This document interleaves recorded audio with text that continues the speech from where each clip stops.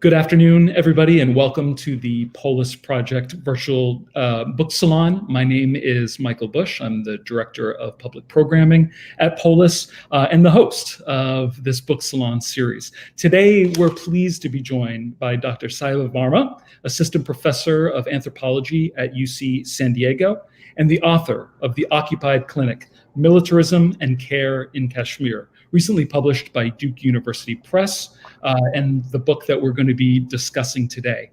Before we get started, as always, just a brief note of housekeeping. To the extent possible, we're using these book salon sessions to simulate an actual book event like you might attend in a bookstore. And to that end, we hope that this is an interactive session with our guest. So if you've got questions or comments that you would like to be directed to Dr. Varma, please tweet them at project_polis, or enter them into the comments section on Facebook, and time permitting, we will ask them. So without further ado, let's get started. Saiba, first of all, thanks for making the time to join us today. Thank you so much, Michael. It's really an honor and a privilege to be here with you today.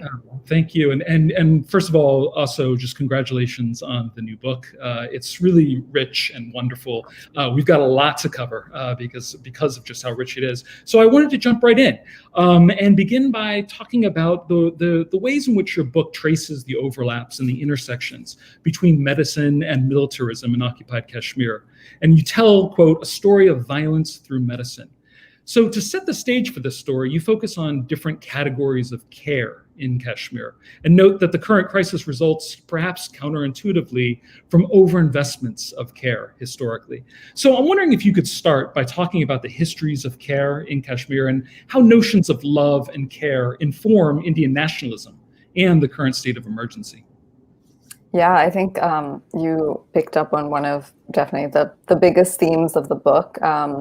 So in the book, I try to trace the imbrications of care and militarism at sort of three different scales. So the first kind of biggest scale, I think, is the ways in which rhetorics and discourses of love and care inform the imperial history of Kashmir. So we can sort of go back to the beginning of this period, this 450-year period of colonization of Kashmir, with the Mughal invasion and the ways in which, the Emperor Akbar and would sort of speak about Kashmir through this language of love. As Ananya Kapir, a scholar of Kashmir, has talked about, Kashmir has always been seen as a kind of territory of desire. And I thought that this was a really kind of interesting way to understand what would otherwise be thought of as a sort of marginalized place, right? Which we think of as being a place of abandonment or neglect.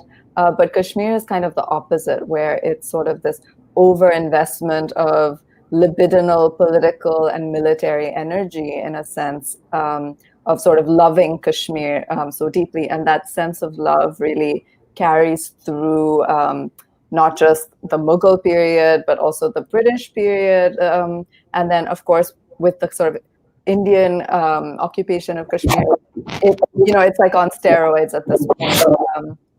It becomes almost an obsession in the Indian nationalist imaginary.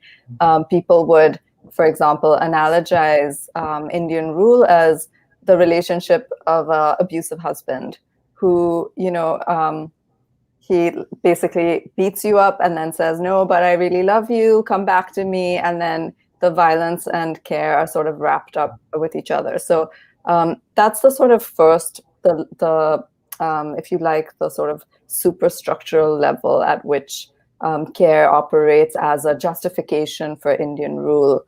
But I was also more interested in sort of starting in the early 2000s, the ways in which the Indian state mobilizes specific technologies of care, namely psychiatry and psychology, in their counterinsurgency operations. So how these medical practices actually become technologies of warcraft. And of course, this is not particular to the Indian state. We can also see with sort of US empire, right, the ways in which psychologists, for example, were critical to the war on terror, critical to developing more effective torture techniques and things like that in their counterinsurgency campaigns in Afghanistan and Iraq. So I'm also trying to situate this kind of global mobilization of care as a form of governance, specifically thinking about the sciences, psychiatry and psychology.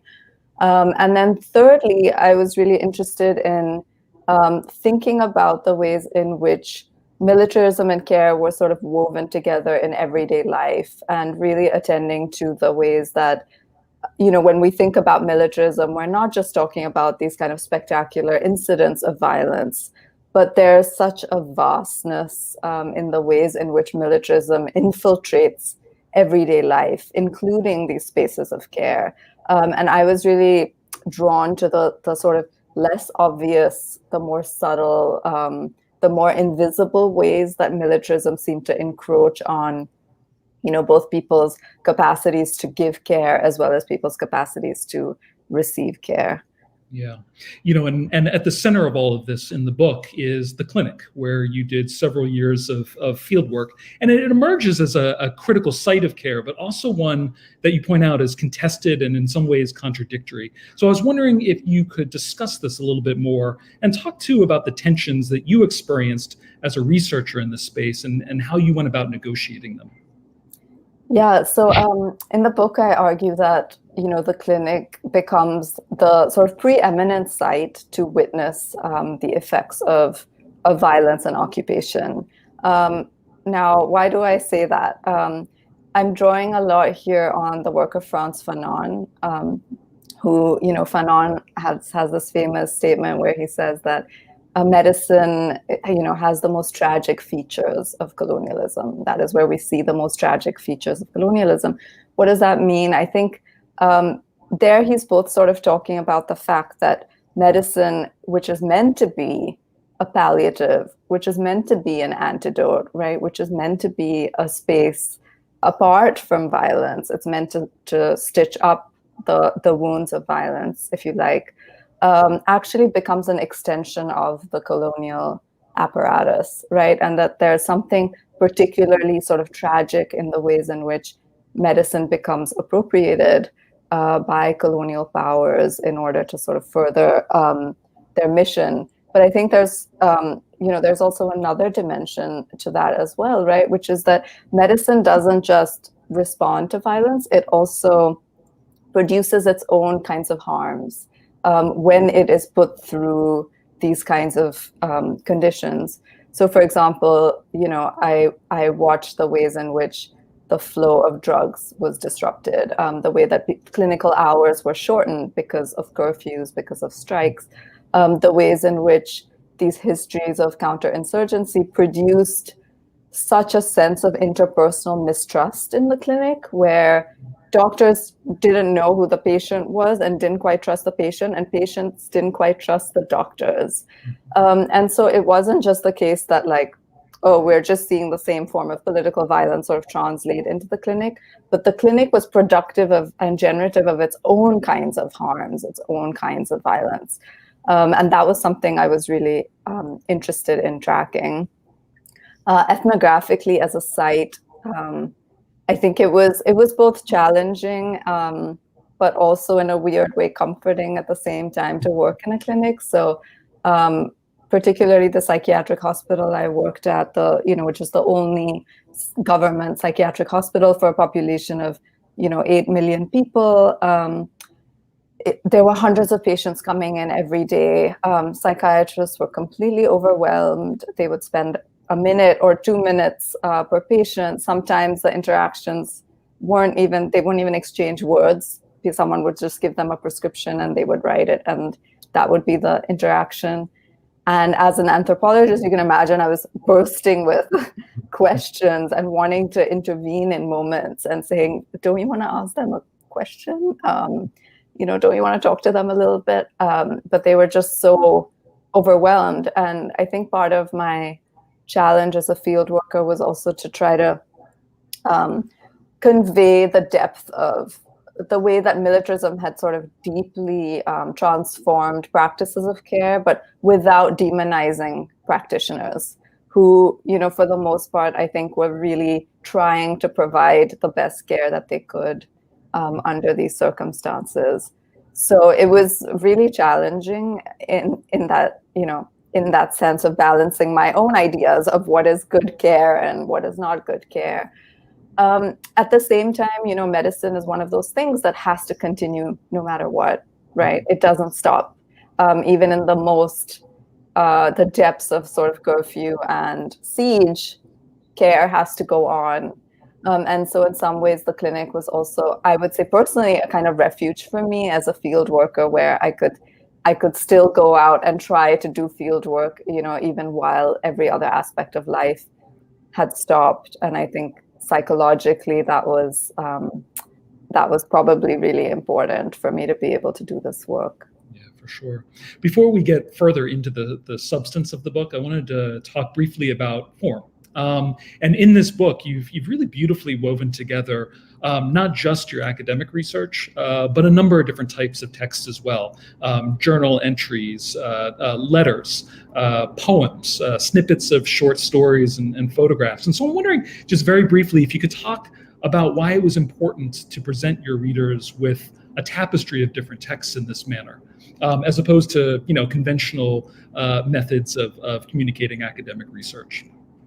Yeah, thank you for picking up on that and drawing attention to that.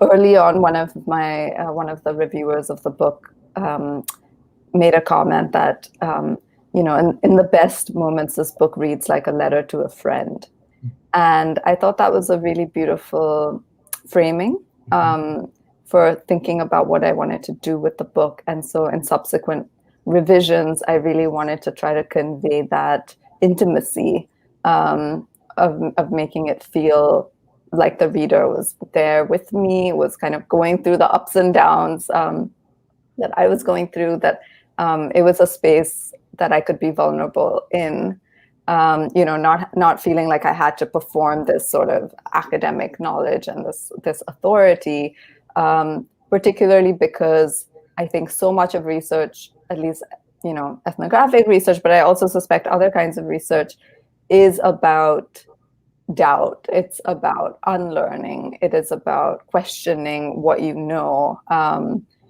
So sorry, I'm sort of get this long-winded answer to your question, but I would often, for example, go to an interview and, I would think, oh, I had a great interview with so-and-so. And then I would tell a friend about it and they would say, oh, that person is not who you think they are. They are actually, and then they would tell me this sort of deep history of the person, casting them in a very different light than what I had experienced.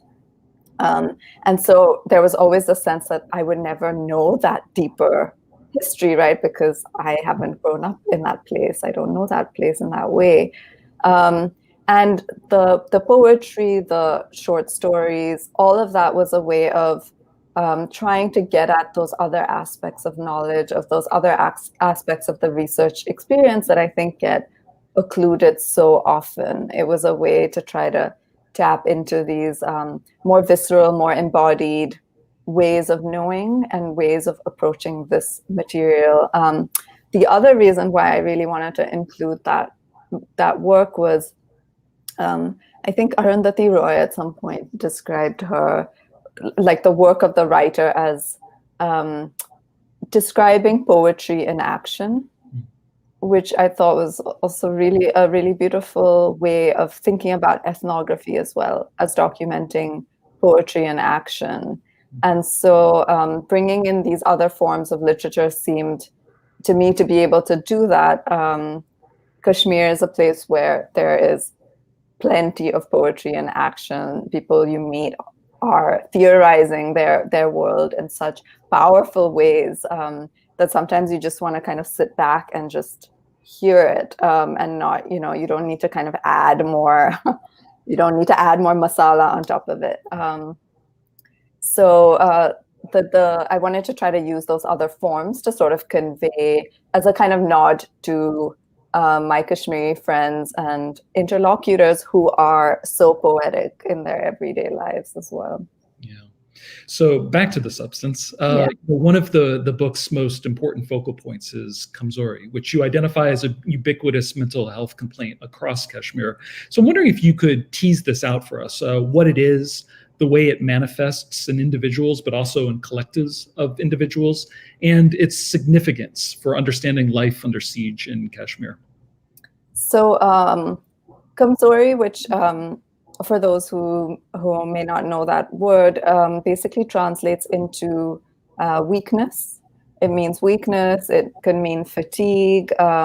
It can mean sort of debility, a feeling of debility, or feeling worn out, feeling exhausted, tired, these kinds of things. But it connotes more than just a physical experience. It can be emotional. It could be spiritual. It could be moral. It could be political. There are all of these kind of layers of meaning embedded in the word Kamzouri. So this was one of the things that was a total surprise to me when I began doing field work, because everything I had read about mental health in Kashmir was about trauma and about PTSD. And so when I arrived, freshly arrived at the clinic, I expected, I'm just going to see case after case of PTSD. And in fact, what I found was I saw case after case of people with complaints of fatigue, of chronic fatigue, of feeling weak, of feeling debilitated. And sometimes those symptoms were taken as, as kind of the indigenous signs of trauma or PTSD. But sometimes clinicians were pretty dismissive of them. Whereas if someone came in with a very clear experience of political violence, someone's family member had been killed, they were more forthcoming with care, more forthcoming with attention and medication to those patients. Whereas because Kamzouri was this kind of nebulous feeling, they often didn't acknowledge it or often didn't know where to locate it. So in this part of the book, I really wanted to kind of hone in on this idea of Kamzouri. Why was it everywhere? What were people trying to communicate with it? Even when their other symptoms dissipated, Kamzouri seemed to remain. So what was going on there? And it was then that I sort of peeled back these layers of Kamzouri and realized that this is a term that, as I mentioned, it connotes a sense of moral weakness, a collective moral weakness that centuries of occupation and colonization have, right? They have torn the fabric of people's capacities to do the right thing because what has been rewarded has been collaborating with occupation. That's how you survive. So it makes people unable to speak the truth when they need to. It makes it harder for people to fight back against oppression. So I really sort of tried to theorize Kamzouri as a colonial wound. I think that would be the way I would describe it, as the sedimentation of histories of violence, of histories of occupation, of histories of colonization in the body. And the presence of Kamzouri, the insistence that we are still weak, that we are still struggling, is, I think, a way for the body to bear witness to what it has experienced. Mm-hmm. You also spend time in the book considering and thinking about the varieties of disturbance in everyday life in Kashmir. And that's a word that I think has a very specific valence when we're thinking about, mental health generally, but you consider disturbance as a kind of technology of militarism. So I'm wondering if you can talk about the ways in which disturbance has been used as a tool by the Indian government to supplant civilian law with military rule. Absolutely. I use it in a cheeky kind of way in the book. So in 1990, 2 years after the armed conflict began in Kashmir, the Indian state, found itself sort of unable to contain the insurgency, and so began instituting a number of emergency laws, essentially imposing martial law on the state of Jammu and Kashmir. And one of the laws that they used was called the Jammu and Kashmir Disturbed Areas Act. And this struck me as really interesting. This sort of declaration of an entire area as a disturbed area, by which they mean ridden with insurgency and terrorism. Essentially, what this law, along with other laws, did was allow armed forces to act with impunity. They were protected from prosecution. They were allowed to sort of commit all kinds of egregious human rights violations under the aegis of these emergency laws. So what was striking to me about it was that disturbance, right? This legal architecture of emergency laws and these laws against disturbance actually seemed to produce more disturbance. They allowed for forms of impunity to occur, right? Both in terms of the security forces committing human rights violations. But what I noticed now, 30 years later, right, we still have, Kashmir is still officially a disturbed area, still under emergency laws, right? So disturbance hasn't really gone away according to the state, even though that's what the law was supposed to do.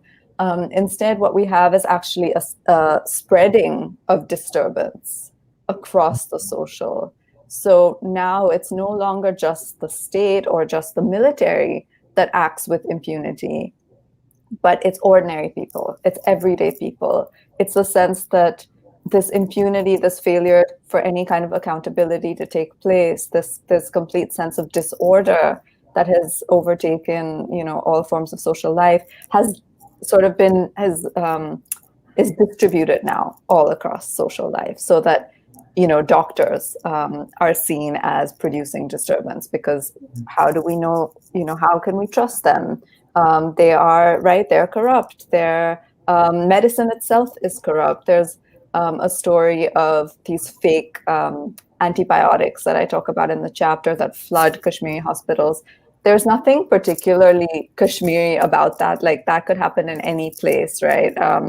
The fake drugs, but how it was theorized, right, was part of this logic of disturbance that had been unleashed by the occupation, so that now everyone was disturbed and everything was disturbed. Yeah, absolutely. And just as a side note, I mean, when I was reading that part of the book, it strikes me that there's analogs to some of that question around this distrust of the medical establishment to what we're experiencing here in the United States right now, with like the potential rollout of a vaccine and a lot of social and political distrust around precisely that thing, in the same, not the same, but in a very similar fashion, I thought. Absolutely, because in the U.S. as well, it's tied to histories of medical racism. It's tied to these histories of eugenics and other ways in which Black and brown people in the U.S. have also been experimented upon.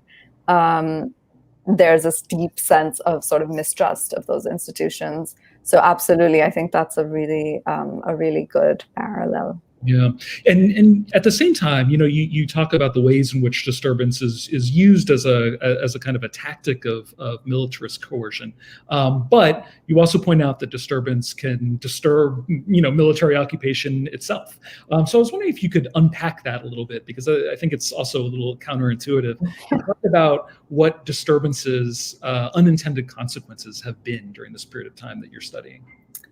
Yeah, so this was also a sort of, I think, both a discovery, but also something that I think ethnography is able to get at in a way that other forms of documenting violence, I think, are not able to get at, which is that disturbance in Kashmir, if we sort of compare it to public health in other spaces of conflict, right? If you think about Syria or Gaza or Iraq, you imagine this sort of bombing, right? This like aerial bombing, drone attacks of public health infrastructure where they are absolutely physically kind of destroyed. Kashmir hasn't seen that kind of that kind of physical destruction to its public health infrastructure. There have been occasions where security forces will throw tear gas canisters and those kinds of things. They have infiltrated the hospital and hospitals in different moments, but generally the public health infrastructure is kind of intact. But what I found was that disturbance still permeated the infrastructure, but it was more in these forms of kind of hollowness, of emptiness, of stillness, of things not functioning, things being forced to kind of slow down, patients not being able to come to the clinic, doctors not being able to come to the clinic. And that was a strange kind of disturbance. It was this sort of quiet, eerie, I think I described it as sort of ghostly kind of disturbance, where it wasn't these physical attacks that people were afraid of, but this kind of, what do we do now? There's this it's this unsettled liminal kind of state that people are in. And what I found was that people are waiting around a lot in spaces like that. And so they have a lot of time to chat, and they tell amazing stories in these spaces as well. And so in one of the chapters, I talk about, sitting around with this doctor, right, in the middle of the afternoon. No patients are there because it's curfew. And we're just kind of passing the time. And he's telling me stories from the early 90s, the height of the insurgency, when he was kidnapped by a group of young militants, and ended up spending the night with him. And they ended up, the militants were much younger than him. And they ended up getting into this really sort of vigorous debate about jihad. And, he talks about how they engaged, they were all armed. He was not armed. He was their hostage. And yet they engaged in this very kind of very proper debate, very respectful debate about the merits and, demerits of jihad and what this group's aims were. And he came out of it with this respect for the militants in the early years of the insurgency, who were meant to be these agents of disturbance, these agents of violence, these agents of chaos. But he had this completely different encounter with them, where it was this kind of really beautiful exchange in a way. And so that story could have only come out in a space, in a way of disturbance, where he had time, in the middle of his kind of clinical hours, to sit down and tell me that story in a curfew. And so that's sort of what I was trying to get at, was that disturbance, because it disrupts temporality, it creates these spaces for jokes, for stories, for these other things to emerge that then are themselves disruptive of the context. Fantastic. So we've got a question from the audience, and it reads, what are the ways you've seen, if any, that medical violence and colonial occupation construct the Kashmiri body, particularly with the ways in which Kamzouri operates as a multi-layered and generational mental, physical phenomenon that is read in a Western medical context as fatigue? So, pretty heavy question. Yeah, I think that's a really great question. So I think the term fatigue, or chronic fatigue, as we might, as it's sort of medically known, is a very sort of narrow understanding, I think, of what the Urdu word Kamzouri, or in Kashmiri it's Kamzouri, what that really means, because I think that is getting at a much more sort of both a psychic, a moral, a spiritual loss. There's a sense that you cannot separate the mind and body, right? So I think Kamzouri has this, what in anthropology we call, it's a sort of biomoral symptom. And by that, I mean that by people talking about their physical debility, that they're actually indexing also a moral debility at the same time, that you can't separate the meaning of the body from what is physically going on with the body. And so by using the term Kamzouri, I think they're making a sort of moral claim on the occupation, right? They're saying we are not well, and we are not well in this very kind of complex way, that occupation has not just sort of destroyed our physical body, but it has done all of these other things to us as social beings. I think also by articulating that idea of Kamzouri, at the same time, people in Kashmir are drawing attention to what they understand as being health and well-being, right? So they're saying health and well-being cannot be seen apart from the end of the occupation. And this is something people told me like over and over again. When I would tell them, they'd ask me, what's your project about? And I'd say, oh, it's about mental health. And they'd say, what mental health? There is no mental health in Kashmir, you know? And of course they were joking, but like that was also, I think, a serious kind of claim to say that being ill is to be a political subject, is to be ill in this context. And what does it mean to be well in an occupation, right? That does not make that's such a dissonant kind of thing. So I think through Kamzouri, they were also making a claim that, look, our health itself is bound up with spiritual well-being, political well-being, moral well-being, and physical well-being. Those are all sort of tied together. Yeah.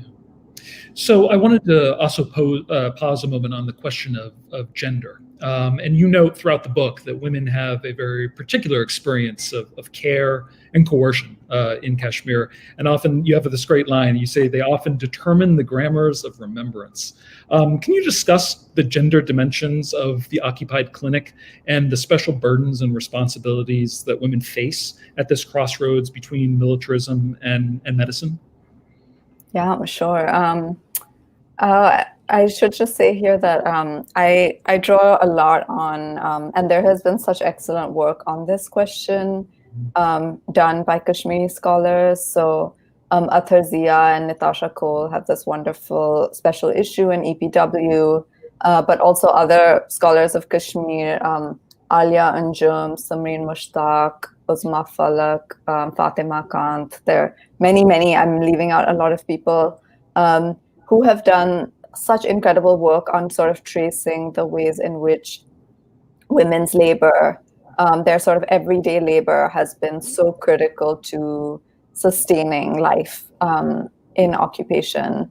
And a lot of that work is the work of memory, of carrying memory, as I think Athar's book really beautifully shows. But it's also in other kinds of everyday practices that don't really get mentioned. One of the projects I'm really hoping to do, if I'm able to go back to Kashmir soon, inshallah, is gardens, is to kind of think about like the ways in which women have sustained these kitchen gardens, right, through all of these periods of siege, and they have fed their own families, but also communities at large. When I was in Kashmir last year in August during the siege and the blackout following the revocation of autonomy, we would get a basket in every day. Someone would come and drop off a basket of fruit and vegetables from their garden. And then we would send a basket of fruit and vegetables from our garden to them. So there was a way in which this kind of care and was circulating within communities, and women were sustaining that work. Women were doing a lot of that work. For me, I guess the clearest example of this in the book, I mean, there are several, but in chapter 4, I talk about a woman named Salima who I met while going out with this humanitarian organization called Action Aid into a village in Tral district. And the organization was trying to survey, there was work on, providing like counseling and psychosocial services.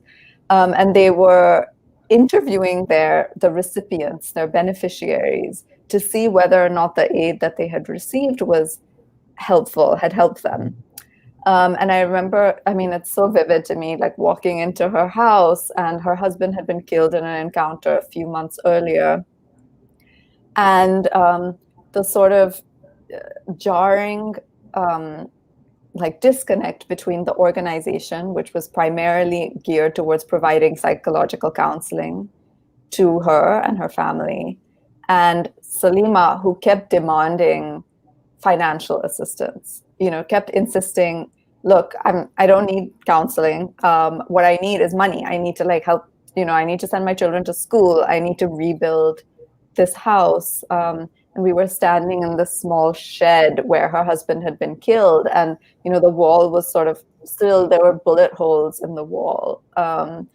And so, of course, by sort of asking for that kind of material assistance, she was saying, like, I want to be able to move on. I want to be able to repair this wall so that I don't have to be constantly reminded of his death.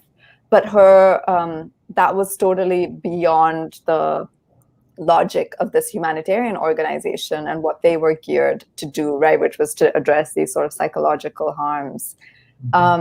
Yet, she insisted. She did not back down. She did not perform this like passive victim role. When they refused her help, she was like, okay, fine. I assume she would go elsewhere and try to search for it. So that was a really powerful moment for me of someone stepping into this role of, taking care of her family, but also refusing this kind of passive victimhood, refusing to perform that. Mm-hmm. Terrific. We've got a couple more audience questions coming in. The first is, what is the condition of the de-addiction clinic that you mentioned in the book currently? And I'm wondering too, if you could also maybe, in answering that, talk about kind of the pandemic's general conditioning of all of this over the time since you were last in Kashmir. Yeah. So I think people in Kashmir talk about the pandemic as a sort of double lockdown is what they have been talking about it as, because the lockdown following, the revocation of autonomy last August lasted till about February. And then it was sort of like immediately they went into another lockdown, which was COVID. And so I think people are experiencing it as layered, as these layered lockdowns rather than just one after the other. Lockdown is not an interruption of life the way that we think about it as this kind of temporary condition. It is the condition in which people in Kashmir live.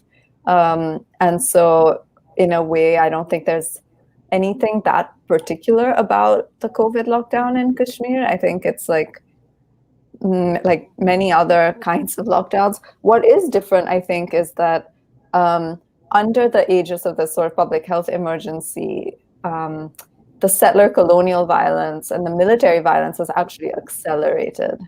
So if you kind of think about, I think it fits into actually what I argue in the book in terms of the ways in which care become a justification for violence, the ways that care is used to actually enact other forms of violence. Here, it's a very clear case of public health emergency. So no one's looking, everything is supposed to be on pause, and yet it becomes an excuse to actually accelerate these forms of, the legal changes that have happened to the domicile laws and other things, other forms of settler colonial violence. Encounters have been increasing, including in neighborhoods, densely populated neighborhoods. So I think it's a really clear example of the ways that medicine and militarism are so clearly intertwined in this moment. After all, lockdowns are technologies of militarism. They are not public health technologies, and probably shouldn't be. In response to the question about the de-addiction clinic, when I was there in August, I found that the clinic has actually moved.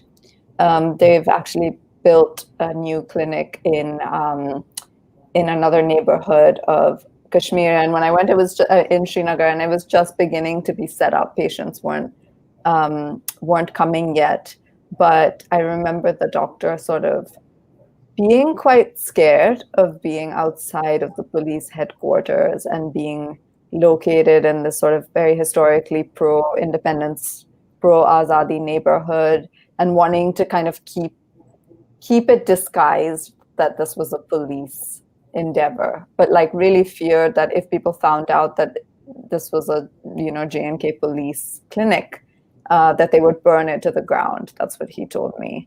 So it continues to occupy, I think, this very tenuous and ambivalent space. Yeah. Another audience question: how have the events of August 2019 changed how you and other scholars work and perform your research in Kashmir?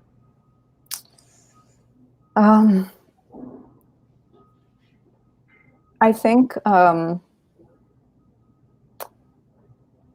well, I think the August 19th, the August 2019 events, for me, they really sort of troubled the line of between research and journalism, let's say.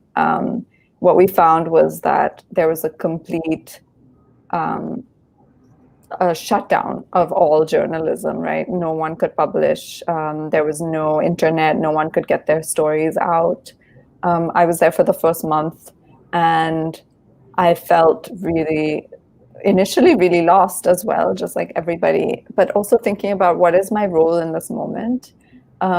Is my role just to sit here and observe and then write something, that would come out like a year or two later? Or is there a way that I can actually help get information out? Because of course we were watching the ways in which the situation was being represented from the outside, but no one in Kashmir was being able to represent themselves. And so I decided to write a kind of journalistic piece, which is not that's not my forte. It's like something I had to really learn to do just on the ground. And managed to find a BBC reporter who was going to Delhi, gave her my zip drive with the story on it. She emailed it to a friend of mine based in the US, who emailed it to an editor. I wasn't, able to even edit the piece myself until I left Kashmir. I'm just providing this anecdote because I think it really sort of raises the question of what is our responsibility as scholars. And a lot of people told me not to write it. There was a lot of surveillance of journalists and of scholars at that time, and they were like, you may not be allowed to go back into Kashmir. So it, in a way, really brought up the risks of doing this kind of work. I think it's really brought those to the surface, and people have to, people make their own decisions of what they think is right to do. But for me, it was clear that my responsibility was to speak up about what was going on, even if that meant risking, my ability to go back in the future. I wanted to also talk about the part of the book where you deal with electric shock, both as a kind of a technology of torture, but also as a method of care. And you tell in the book the story of Mona, a young woman who was living in the clinic's family ward when you first met her. And I was hoping that you could tell us her story, and the ways in which, for you, it kind of symbolizes and makes clear the thin line between treatment and torture, and how it can ruin not just the individual, but also the extended family of the individual who's, in your telling, left to care for them when they're released from the clinic. Yeah, I have to tell you that when I initially presented this, chapter in like conferences and things like that, I was torn down. People reacted really strongly to it, I think, including, a lot of medical anthropologists. I think it, partly because, as you said, we sort of have we want to believe in that line between treatment and torture, as, that there is a firm line there, and that these things are separate, right? And I think people were really sort of agitated by the fact that those things were getting blurry, getting blurry in the clinic. And in this chapter, I basically describe how I met Mona, who was, I think, 20 years old when I met her with her parents. And she had been admitted to the hospital for about a month. And she'd gone through several different diagnoses at this point already: schizophrenia, bipolar disorder, severe depression, psychosis, all of these things. And because the clinic was trying to move patients out of the hospital under this, under this kind of banner of community-based mental health care, which of course sounds like a really good thing. Like we would all be for community-based mental health care. We don't want people to be locked up in institutions, for a long time. But what I discovered was that what did it take to actually produce that kind of community-based healthcare? Like, what does it take to actually push patients out of the hospital quickly and return them to their families and their communities? And I discovered that ECT, electroconvulsive therapy, was a really critical technology that they used to demonstrate that patients were getting better and that they could then discharge them more quickly. And so it was all done under this banner of we're returning patients back to their community. That is where they should be treated. That's a more destigmatized way to do mental health care, all of which I agree with in theory. What I found was that a lot of patients were given ECT in the clinic without anesthesia or any kind of sedative, and so they were conscious. And the UN has called, and Amnesty International and other groups have called this basically torture, giving someone ECT while they are conscious. And Mona was given many rounds of ECT without anesthesia, and then she was discharged. And generally, the doctors saw this as a success because of the severity of her condition. When she was discharged, I would go and visit her and her family in their home.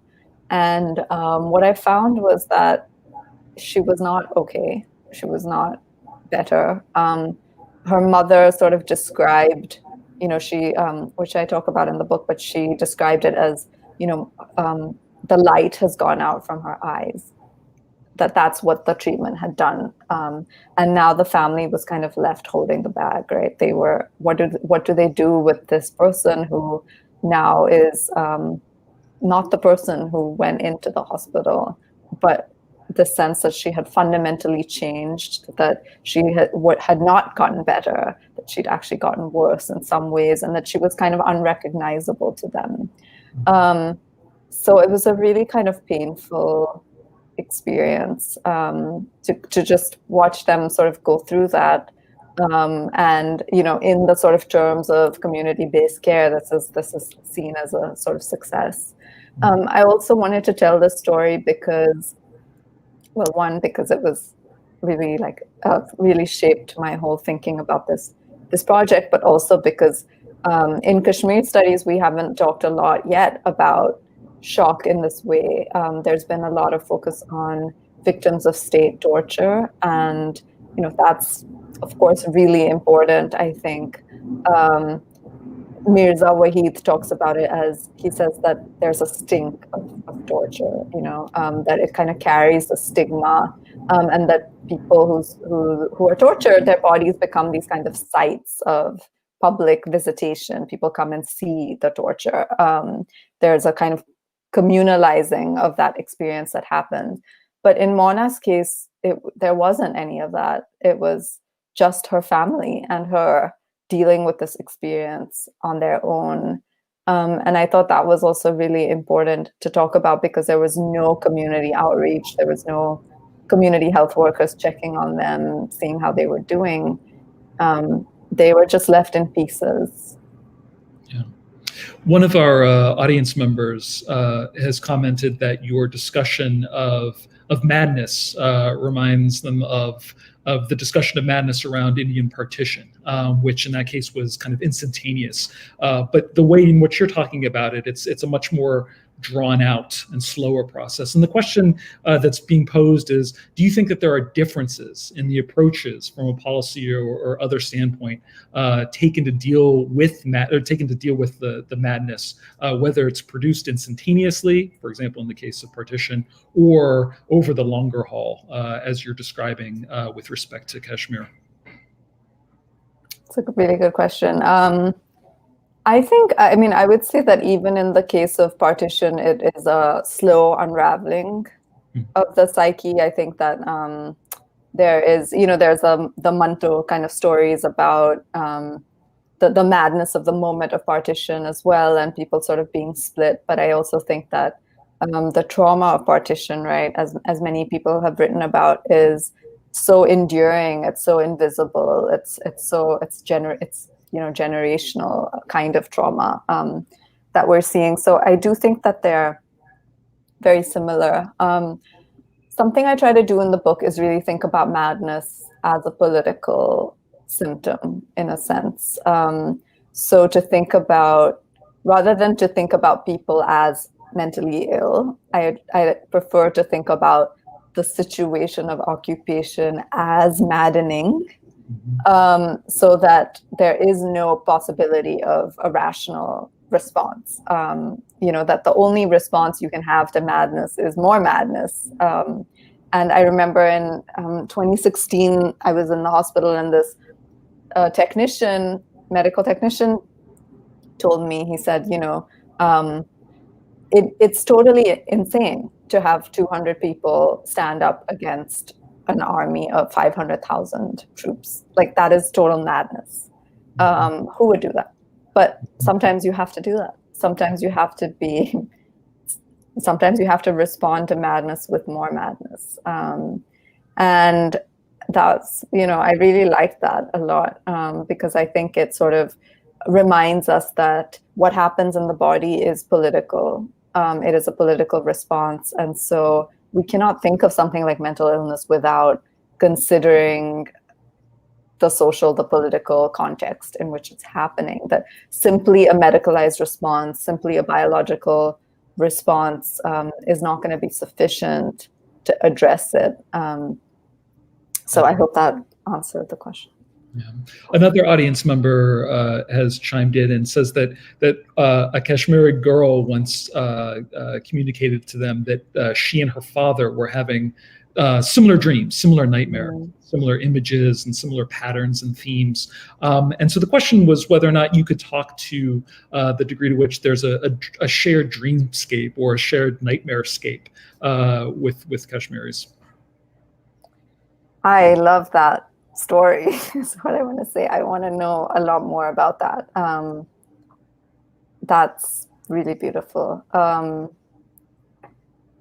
not sure if there's I don't know if I can say that there's a shared nightmarescape, although why wouldn't there be? I do think that the ways in which we are, our sort of social relatedness translates right into our psychic life, and there are ways in which people, for example, dreamt of, I think in the book I describe, this is actually from Ifat Fatima's amazing documentary, Blood Leaves Its Trail, but there's a scene in the film where this woman whose husband has been disappeared, describes how he comes in her dream and she's not sure if it's him.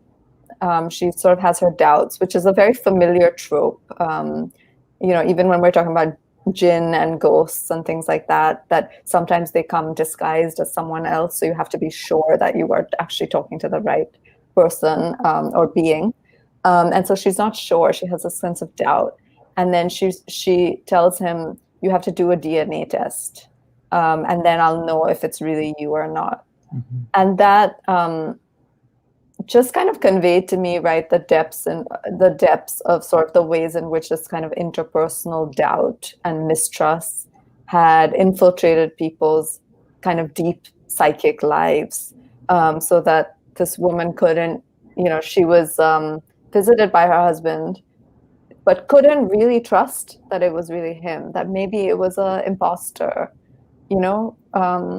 which I think speaks to the long history of collaboration, of informers, of counterinsurgency, and what that does. So, I'm not surprised about this kind of shared psychic life. It absolutely makes sense to me, and I want to know more about this person, what they're talking about. So we're beginning to run short on time. I thought we could close with two questions. The first is from an audience member, and they say that you've talked about how clinics were initially part of a Hearts and Minds initiative by the Indian government. Do you have a sense after August 5th what logic is driving colonial governmentality with respect to clinics? Yeah, that's a great question.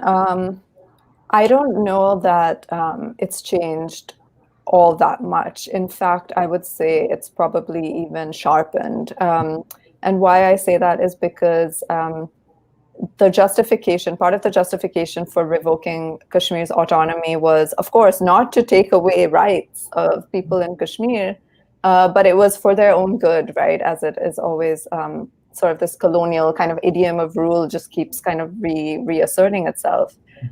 So it was for development, it was for women's rights, it was for the rights of minority folks, low-caste people, to bring, economic development to the region. All of these were the justifications for August 5th on the surface.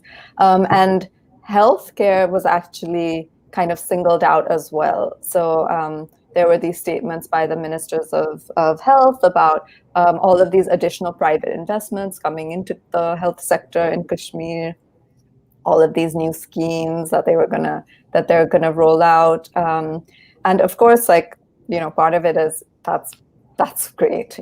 Yes, you should invest more in the health sector, but again, I'm concerned about the ways in which a lot of it is sort of this private investment, and we've already seen the sort of neoliberalization of the health sector in not just Kashmir but elsewhere. A lot of clinicians have been transferred they've been turned into contract workers, so people are not, they don't have permanent employment anymore. It's these kind of part-time contracts, leaves them in this much more precarious situation, right? And again, we see that same idea of health, of taking care of this population, but in fact, actually accelerating violence, accelerating settler colonialism. So yeah, I would say that it's only become more stark, more apparent.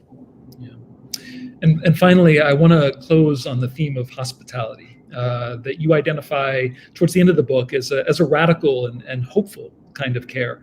And towards the end of the book, you discuss the troubling nature and contingency of Kashmiri gratitude, in quotes, and how the 2014 floods turned this dynamic on its head through the practice of hospitality. So I was wondering, in closing, if you could talk about this in greater detail and how you came to understand hospitality not only as the opposite of Kamzouri in the present, but the foundation for a cosmopolitan Kashmiri future. Sure. So I think one of the biggest, kind of misunderstandings about relief, like post-disaster relief, and here I'm thinking about the 2014 floods in Kashmir, but also any kind of so-called natural disaster, that none of them are natural anymore, is the fact that aid comes from outside, that relief is something done on the kind of international and global level, and that is just not the case. Most aid comes from the local level, no matter where you are. It's communities, it's neighborhoods kind of organizing with each other. So in the final chapter, I talk about the aftermath of the floods, and I also talk about 2016, the Indian state's use of pellet guns, these sort of what they call non-lethal or less lethal weapons, which in fact drastically increased harm, drastically scaled up injury, and the ways in which both of these moments were responded to by Kashmiris themselves through self-organizing, what in the US we call sort of mutual aid, like we're seeing with COVID, all of these communities sort of organizing themselves in the absence of state relief and state effort. And I saw these similar kinds of things happening in Kashmir after both of these moments, where it was these very, very local efforts, these neighborhood level efforts, mosques as these kind of organizational centers, distribute food, water, other kinds of medical aid, etc. to just allow people to kind of survive in those conditions. And what I think the sort of conventional, move would be to say, oh, the state, we should ask for more aid from the state, right? That the state should just care more about people. And there were some people, of course, who were calling the state out and saying, like, where are you, right? You just rescued your own people and then you've left everybody else. But the more powerful response that I found was that people refused the state aid, right? And it was a way to demonstrate that actually we don't need this kind of forced dependency. We don't need this care imposed from outside, that we are actually fully capable of taking care of ourselves and taking care of each other in these moments. And we've been doing it for a really, really long time. One thing I wanted to highlight about hospitality is that, sometimes it gets read as this kind of essential, like, cultural trait, right, of like Islamic societies or Muslim majority societies.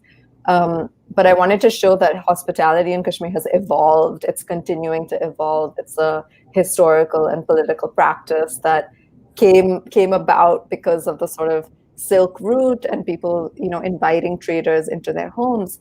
But now it's evolved into something that people do for each other because they have to survive. And this is a way of not just surviving, but actually nurturing each other, nurturing life itself. So that was something I wanted to track. And what it made clear to me was that, and something I only realized much later into doing this work, was that I think the Kashmiri kind of call for azadi or self-determination is not just a call for independence, but it's also a call for interdependence, right? It's a reaction to this forced dependency, this relationship of the Indian state shoving down care down the throats of Kashmiris and saying, no, actually, we want the freedom to be able to care for each other, to be able to take care of each other. And in fact, we are doing that already, sort of practicing it in the moment. Dr. Saiba Varma, thank you so much for the book. And thank you for giving us your time today. This has been absolutely wonderful. Thank you so much, Michael, for all the questions. And thank you for all the amazing audience questions as well. It was super fun. Yeah, and my thanks as well to the audience. This has been terrific. Thank you for tuning in. We will be back in a couple of weeks with Christopher Bonner, author of Remaking the Republic, Black Politics and the Creation of American Citizenship. In the meantime, take care, be safe, and have a great weekend. Bye.